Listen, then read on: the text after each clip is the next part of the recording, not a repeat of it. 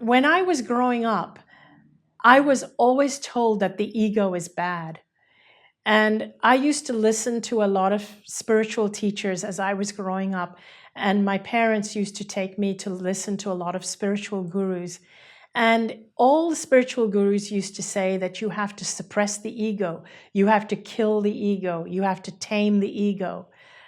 When I died, when I was in the other realm, I realized that I had suppressed my ego so much that I had made myself invisible. In actuality, the ego and being egocentric are two different things. There's nothing wrong with having an ego because the ego is your individuality. The ego is what identifies you so that you can be all that you can be, so that you can be the person you are, so that you can love yourself. Because when you love yourself, you're more able to love other people. And also, if you are wanting to be somebody who is a spiritual teacher or a spiritual leader, you do need to have a healthy level of ego in order to take leadership roles. I believe that one of the reasons why we don't have a lot of conscious people who take on leadership roles in positions like in politics and in government is because people who are spiritual or who follow a spiritual path have been taught that they have to suppress the ego. And this is why many spiritual people don't take on leadership roles.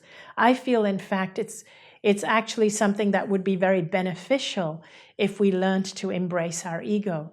Here's how I look at it. The ego is just identifying your individuality, whereas egocentric is something completely different. Egocentric means being unaware of anyone else's ego and only being aware of your own ego. Centric means being self-centered. If, for example, you are feeling that your ego is getting in the way, my suggestion would be, don't judge yourself. Don't say, oh, that was my ego. My ego is getting in the way. Don't beat up your ego. There's nothing wrong with having an ego. The thing to do would be to increase your conscious awareness of the people around you. Egocentric is when we have no awareness of the pain of other people and only our own pain. But having a healthy ego, there's absolutely nothing wrong with that.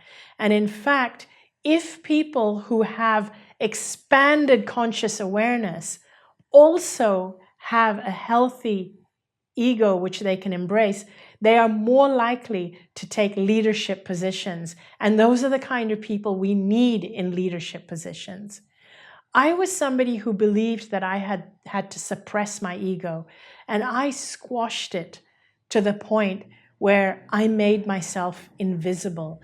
I treaded so softly that I wanted nobody to see me because I thought it was egotistical to have any attention brought on to me. And that's not a healthy way to be at all. So sometimes spiritual teachings can backfire on you. And this is one of the reasons why I say you must always check in with yourself and know yourself and love yourself.